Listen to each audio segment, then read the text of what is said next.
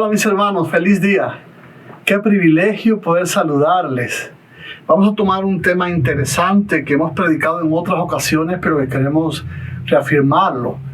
Vamos a hablar acerca de los 144,000, pero antes vamos a tener unas palabras de oración.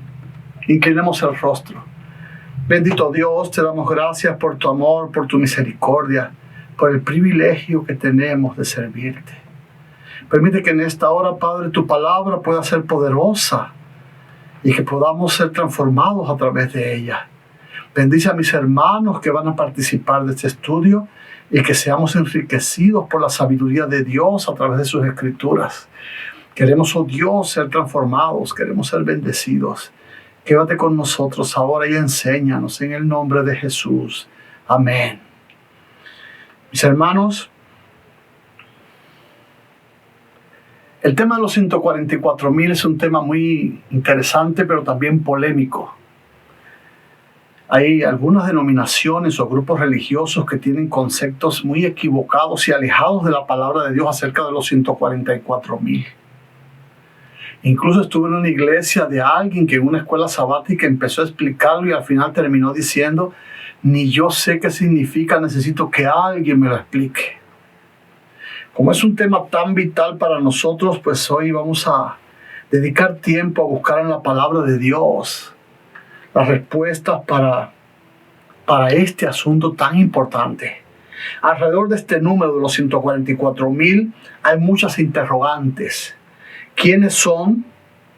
¿Es simbólico este número? ¿Es literal este número? ¿Cuántos son los 144,000?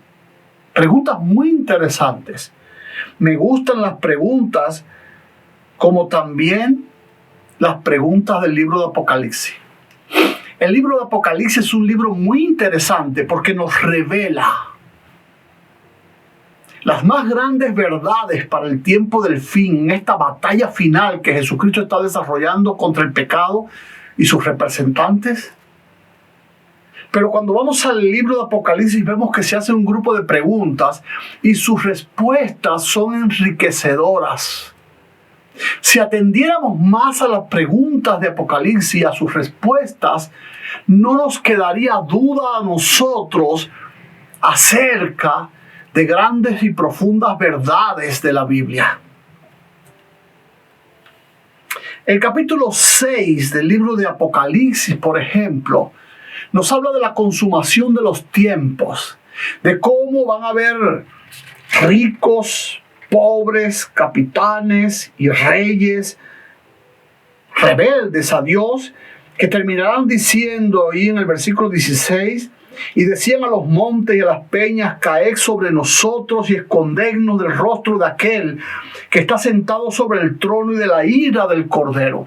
Realmente el capítulo 6 presenta una visión escalofriante, hasta el punto de que el apóstol tiene que terminar con una pregunta clave. Y esa pregunta va a ser precisamente la clave del estudio de hoy.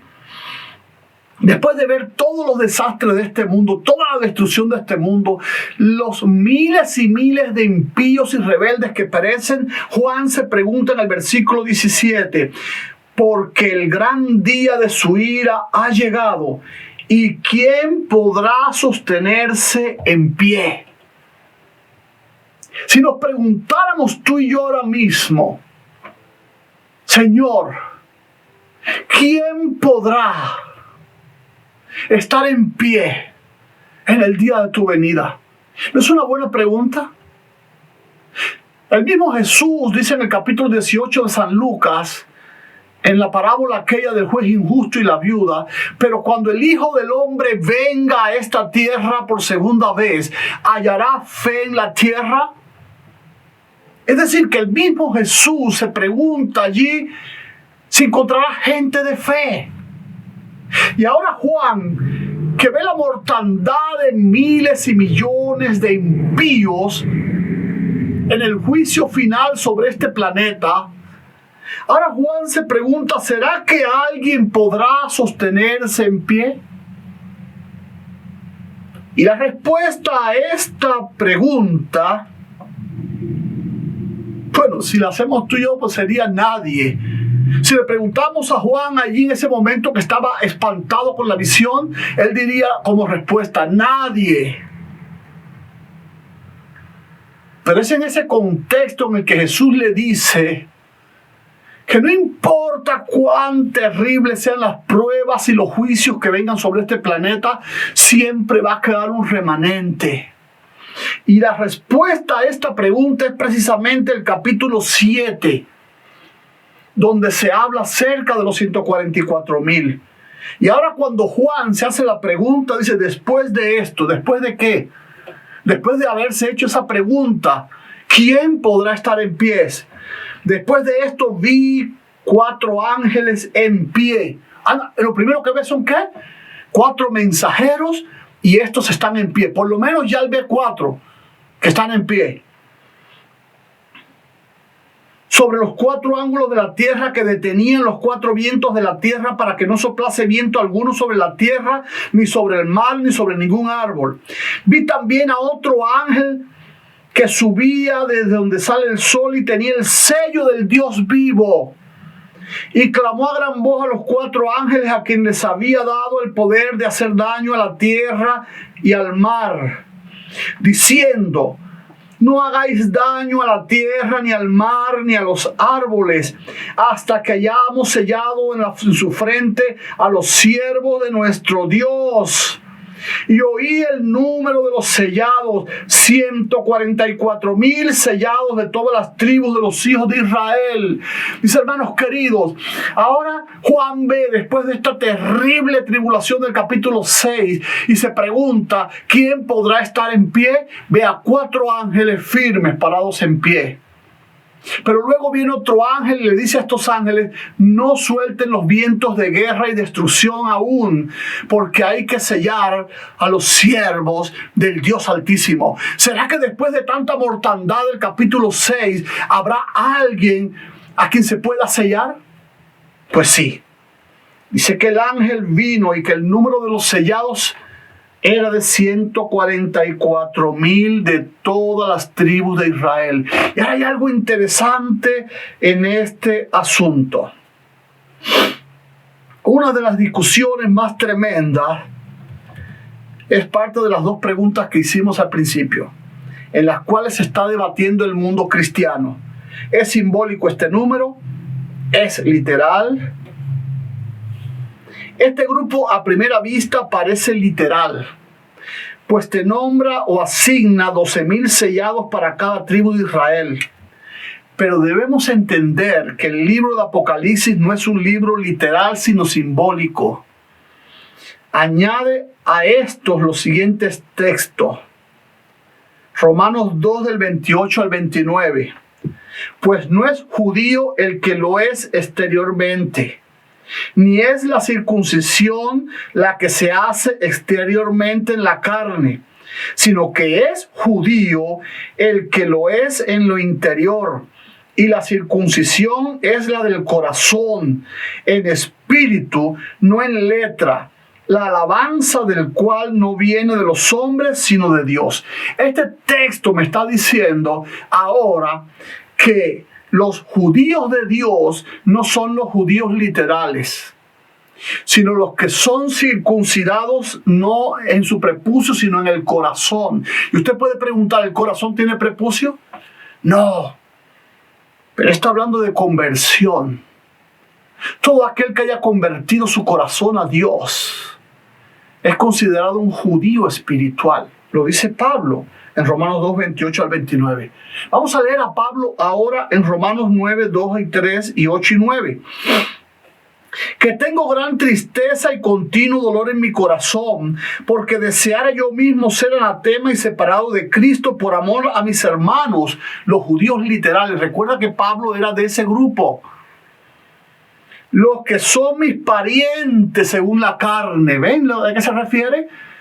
Él tenía sangre y carne de ese grupo, de los judíos. Esto es, no los que son hijos según la carne son los hijos de Dios, sino que los que son hijos de Dios según la promesa son contados como descendientes. Así que estos herederos no tienen que ser judíos literales. Vamos a leer otro texto más, bien interesante, Gálatas 3, 28 y 29. Dice Pablo, categóricamente, ya no hay judío ni griego, no hay esclavo ni libre, no hay varón ni mujer, porque todos vosotros sois uno en Cristo Jesús. Y si vosotros sois de Cristo, ciertamente linaje de Abraham sois y herederos según la promesa. Así que estos 144,000 herederos que aparecen allí como 144,000 son estos que ya se hicieron linaje de Abraham a través de la fe en Jesucristo y su sacrificio redentor. Ahora también a todos estos detalles que son muy poderosos y bíblicos, también podemos añadirle una triste realidad. Las tribus de Israel no existen hoy tal cual eran las 12 tribus, pues ellas se han mezclado entre las naciones. Solo queda la tribu de Judá y parte de la tribu de Benjamín. Esto es un detalle interesante que quiero hacer un paréntesis. ¿Recuerdan ustedes que después de que Judá traicionó a su hermano José y propuso venderlo para cumplir dos planes exitosos? En primer lugar, quitárselo de encima como todos querían, pero en segundo lugar, al venderlo, obtener alguna ganancia de su propio hermano. Pero lo cierto es que este mismo hombre vil y ambicioso aprendió la lección. Y luego le suplica a su padre, cuando tenía que ir a buscar trigo a Egipto y tenían preso a uno de sus hermanos, y que si no traían a Benjamín, no iban a soltar a su hermano. Ahora Judá le dice a su papá, deja ir al muchacho conmigo, deja ir a Benjamín conmigo. Yo te respondo por su vida. Yo estoy dispuesto a poner mi vida por la vida de Benjamín, para que tú no tengas dolor. Y así lo hizo. Luego en Egipto, cuando se descubre aquel acto que hizo José para culpar a Benjamín poniendo una copa de oro ahí en el grano de trigo que les había vendido, o más bien regalado, ahora Judá se arrodilla frente a José y dice, por favor, yo no quiero matar de dolor a mi padre, tómame a mí como esclavo en lugar de mi hermano. A partir de ese momento, la vida de Judá y la vida de Benjamín se ligaron. Incluso en la herencia, cuando regresan de Egipto, ellos heredan en el mismo territorio de Judá. Y eso es lo que ha garantizado que la familia de Benjamín, por haberse unido a la familia de Judá, hoy permanezca hasta hoy. Pero aún así, por ejemplo, de la tribu de Leví, que es el otro grupo que sí queda algo, queda un remanente representado solo en dos familias, la familia Cohen y la familia Leví. Tampoco podemos decir que estarán formadas por gentes con el mismo carácter de cada uno de los hijos de Jacob, pues sería tratar la Biblia incorrectamente. Así que no existe un elemento ni bíblico ni humano que apoye la literalidad de este grupo de sellados. Pero sí nos da una aplicación espiritual, porque podemos decir entonces, ¿para qué Dios se toma el trabajo de escribir 12,000 de la tribu de Judá, 12,000 de la tribu de Rubén, 12,000 de la tribu de Gad, 12,000 de la tribu de Aser, 12,000 de la tribu de Neftalí, y así de los 12? ¿Por qué Dios hace con tanto detalle que parece literal? Porque hay algo que sí es literal en esta historia. Y es que todo aquel que se convierta en judío espiritual, en linaje de Abraham a través de Jesucristo, en su totalidad va a ser salvo. Y de eso es lo que está tratando. Por eso es que Dios usa esa literalidad de los números por cada tribu. ¿Por qué? Porque nadie que pertenezca al pueblo de Dios quedará fuera de esta bendición. El interés de este detalle es que todo el que sea pueblo de Dios alcanzará redención. Todo el que sea convertido de corazón a Jesucristo y su sacrificio será parte de estos que sí podrán estar en pie en el día de la ira de Dios y el juicio de este planeta. Eso es de lo que trata este texto, lo que nos quiere enseñar espiritualmente. Ahora hay algo interesante que aparece en el capítulo 7 de un segundo grupo. Después de esto miré, es decir, después de esta visión, ahora es Juan mira. Y he aquí una gran multitud, la cual nadie podía contar, de todas las naciones y tribus y pueblos y lenguas que estaban delante del trono en la presencia del Cordero, vestidos de ropas blancas y con palmas en las manos. Hay algo interesante en el libro de Apocalipsis. Cuando tú estudias una parte del Apocalipsis, tú no puedes olvidarte del resto del libro, porque el libro mismo tiene claves que te enseñan a poder descifrar e investigar e interpretar el libro. Hay variantes ejemplos. Déjame ponerte uno solo. Apocalipsis 5 del 5 al 6. Juan se echa a llorar. Ustedes conocen esta historia, porque no había quien pudiera romper el sello. ¿Verdad que sí? ¿Y ahora qué ocurre? Dice allí en Apocalipsis 5 de 5 y 6. Y uno de los ancianos me dijo, no llores. Ahora, ¿por qué no tenía que llorar Juan? Dice, he aquí el león de la tribu de Judá, la raíz de David, ha vencido para abrir el libro y desatar los 7 sellos. Es decir, que ahora él escucha la voz de este anciano que le dice, no llores, porque hay un león que ha vencido y les dará la victoria también, y él tiene el derecho de abrir los sellos. Pero dice el texto, y miré, es decir, que Juan escuchó primeramente una voz audible, pero ahora con sus ojos va a mirar, quizás buscando el león que le habían anunciado. Y cuando él va buscando el león, dice, y miré, y vi que en medio del trono y de los 4 seres vivientes y en medio de los ancianos estaba en pie un cordero como inmolado. Estaba buscando un león, el león de la tribu de Judá que ha vencido, y se encuentra un cordero y por encima de todo lo habían degollado. ¿Quién es este león de la tribu de Judá que peleó por nosotros y venció? Jesucristo. ¿Quién es este cordero que ahora ve Juan? Es una figura distinta, pero son los mismos. ¿Te das cuenta? Escuchó león, pero cuando fue a mirar, lo que vio fue un cordero. Pero Jesús es el león de la tribu de Judá que ha vencido. Y Jesús es ese cordero inmolado que nos garantiza la victoria también a nosotros. Esto mismo ocurre. Así que en el versículo 3 diciendo, Juan escucha a un ángel que empieza a hablar diciendo, no suelten los vientos para que se formen los desastres, las guerras y las plagas. Déjenme sellar. Y sellan a 144,000. Y cuando Juan escucha que han sellado a 144,000, va a mirar. Dice ahí el versículo 9. Después de esto miré. Cuando Juan va a mirar, ahora no ve un número de 144,000. Sino ve una gran multitud, la cual nadie podía contar, y de todas las naciones y tribus y lenguas y pueblos que estaban delante del trono y la presencia del Cordero, vestidos de ropas blancas y con palmas en la mano. Y clamaban a gran voz diciendo, la salvación pertenece a nuestro Dios que está sentado en el trono y al Cordero. Y todos los ángeles estaban en pie alrededor del trono y de los ancianos y de los 4 seres vivientes. Y se postraron sobre sus rostros delante del trono y adoraron a Dios diciendo amén. La bendición y la gloria y la sabiduría y la acción de gracia y la honra y el poder y la fortaleza sean de nuestro Dios por los siglos de los siglos. Amén.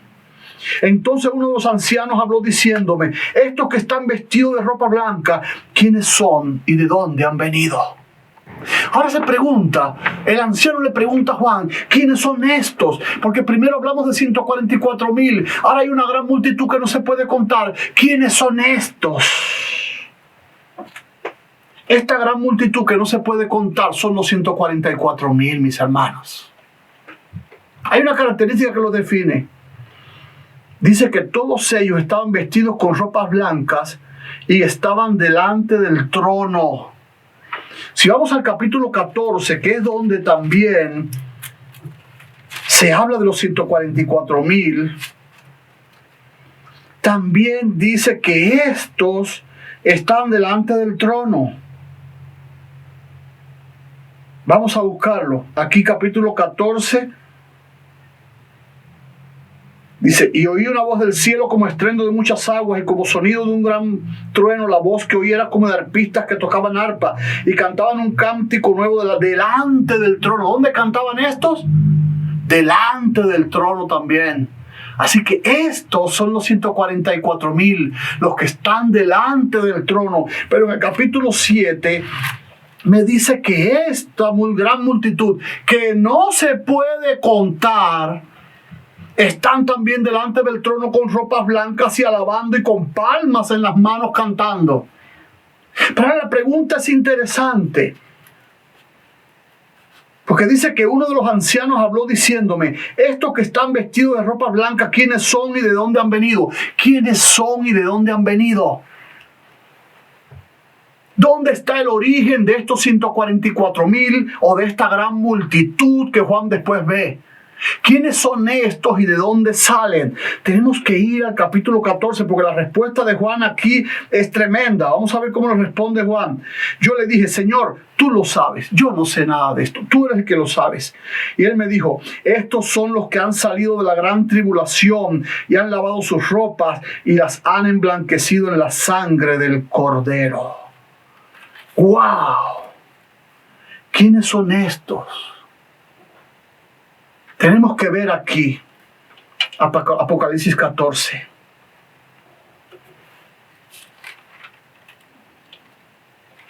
Ahí en el capítulo 7, vamos a volver un momentico al capítulo 7, disculpen.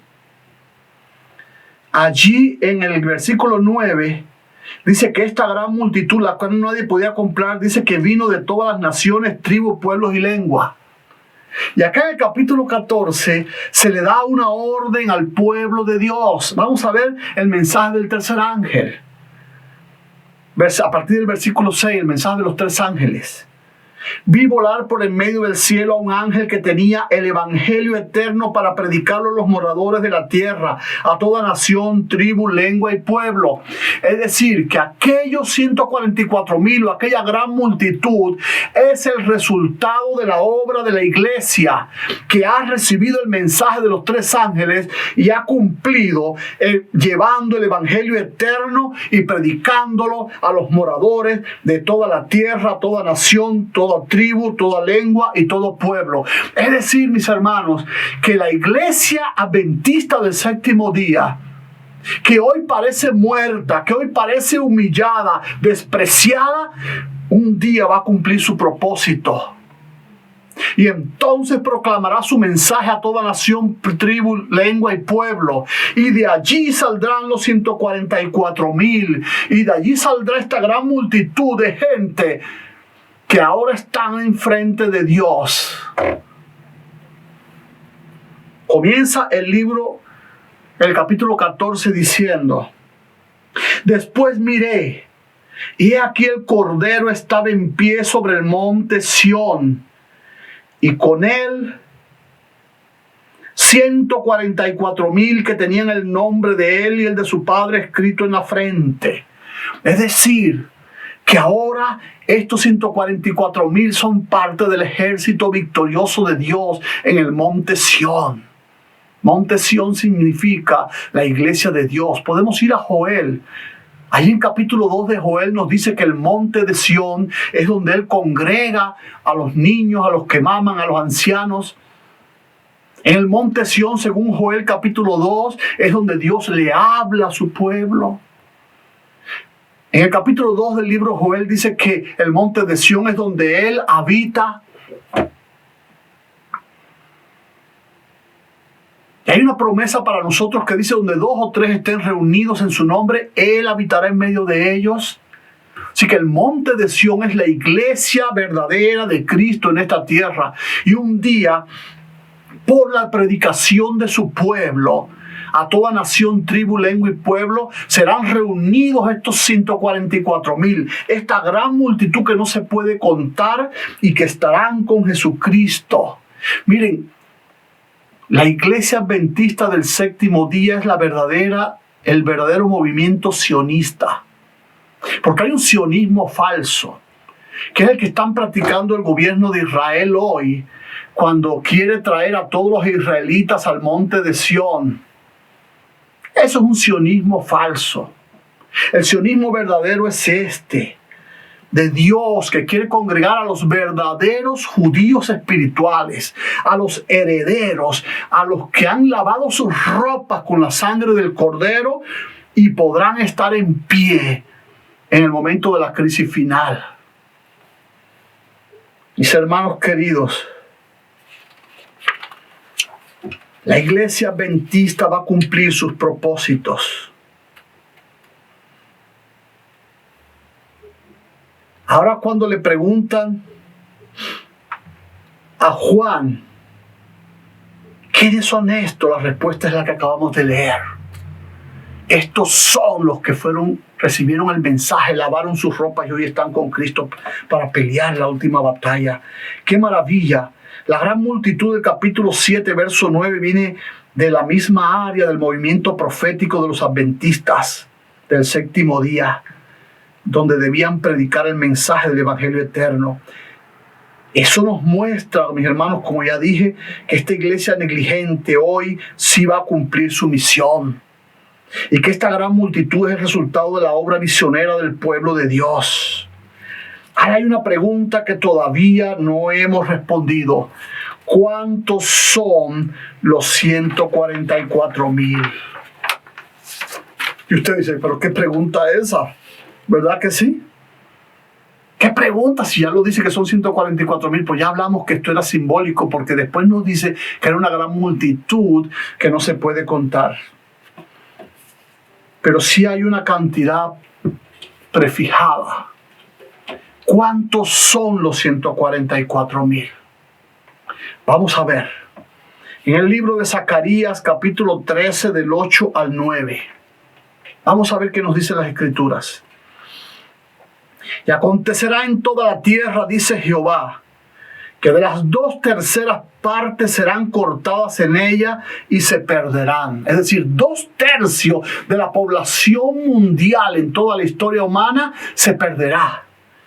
Mas la tercera parte, 1/3, mas la tercera parte quedará en ella. Y meteré a la tercera parte y los fundiré como se funde la plata, y los probaré como se prueba el oro. Él invocará mi nombre y yo le oiré, y diré, pueblo mío, y él dirá, Jehová es mi Dios. Así que podemos saber qué cantidad se va a salvar. 1/3 parte de todos los habitantes del planeta.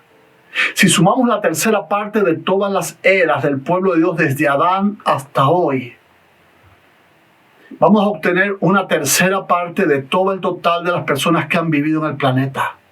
Ahora, ¿por qué 1/3 parte? ¿Te acuerdas cuando Satanás se reveló en el cielo? ¿A cuántos engañó? A la tercera parte de los ángeles. Ese es el espacio que ha quedado vacío en el cielo y que Dios quiere repoblar con aquellos que laven sus ropas en la sangre del Cordero, con aquellos que preparen su vida y conviertan su corazón y acepten el sacrificio de Jesucristo y sean parte de esos 144,000, que cuando vengan las crisis más terribles sobre este planeta, podremos estar en pie frente al Cordero para pelear la última batalla. Los 144,000 son la tercera parte de la generación del tiempo del fin, que se unirá a la tercera parte de todas las generaciones.